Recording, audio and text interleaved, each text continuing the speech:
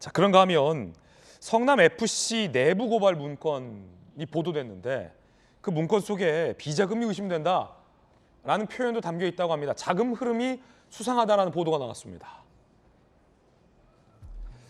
검찰은 성남FC 직원이 작성한 것으로 추정되는 내부 고발 문건, 소위 문제점 진단 및 개선 방안 문건을 입수했는데 A4 용지 10장 분량이라고 합니다. 예산은 시, 도민, 구단 중 최고 수준인데 결과물이 미비하다.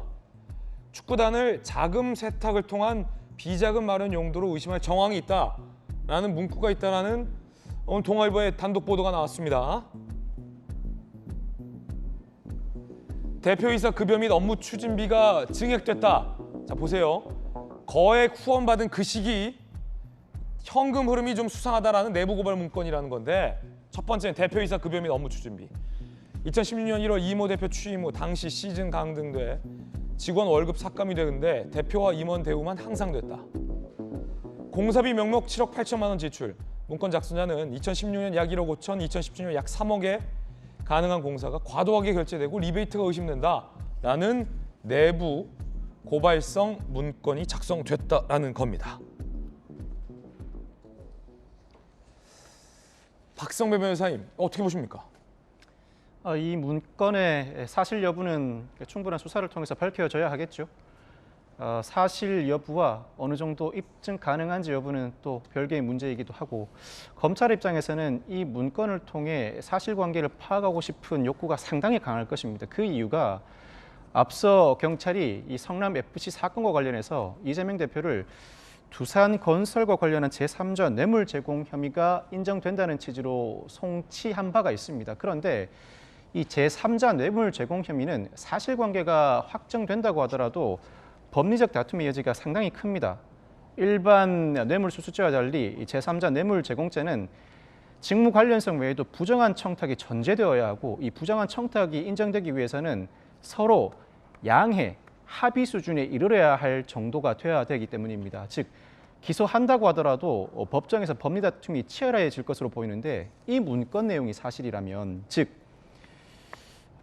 축구단을 자금 세탁을 통한 비자금 마련 용도로 의심할 정황이 있고, 대표이사의 급여와 업무 추진비가 증액됐고, 공사비를 과도하게 결제 리베이트가 의심되는 정황이 있다. 이 정황들이 사실이라면 이제는 제3자 뇌물 제공이 아니라 직접 뇌물수수죄가 되죠.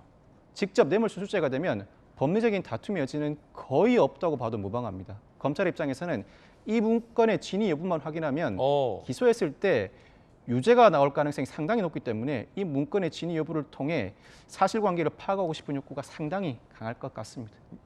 내부 고발 문건으로 보이는데 이 문건이 진짜인지, 문건 속의 내용이 진짜인지 여부가 중요하다는 겁니다. 함께 보시죠. 업무 추진비가 거액 후원받고 나서 5,800, 9,180, 9,240, 대표이사 급여도 8,000, 8,400, 9,600, 공사비 2억 3억이면 될 게 7억 8천여만 원으로 돼 있다는 겁니다. 이 문건에 따르면. 물론 이 문건이 진짜인지, 문건 속 내용이 사실인지, 작성자가 진짜인지, 이런 내용도 다 확인이 필요해 보입니다.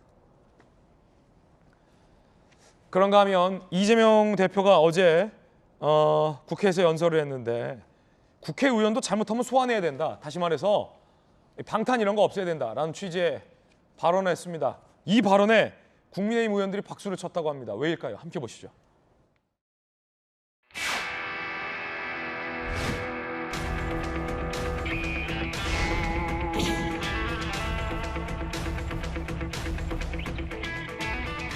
국회 특권 내려놓기도 미루지 않겠습니다.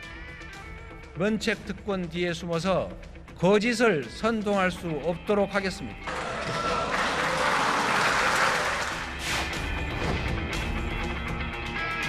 국회의원 소환제로 국회의원도 잘못하면 소환될 수 있게 해야 합니다.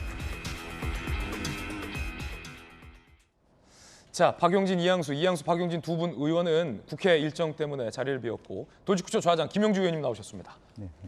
지금 이재명 대표가 하신 발언은 소위 국회의원 방탄 안 하겠다라는 건데, 계속 출마할 때, 당대표 나갈 때도 방탄 논란이 제기됐는데, 어찌 보면 여당에서 주장하는 방탄을 세 겹 다 입으시고서 이제는 다른 국회의원들 방탄 없애겠다 말씀하시니까 재밌네요. 글쎄요, 이제 뭐 어쨌든 뭐 그런 것을 의식해서 예. 아마 그런 얘기를 할 텐데 저 말은 그 소위 뭐 소환 대상자가 어떻게 보면 다른 사람 입장에서는 다 첫 번째 소환 대상자를 이재명 대표로 보는 여론이 굉장히 높을 텐데 저런 얘기를 할 수 있다는 것은 대단하다. 대단하다. 그런 생각이 들고요. 예. 실제로 말 그대로 앞으로 전 세계 흐름이 전체 국회의원들에 대한 방탄 국회가 더 이상 있으면 안 된다.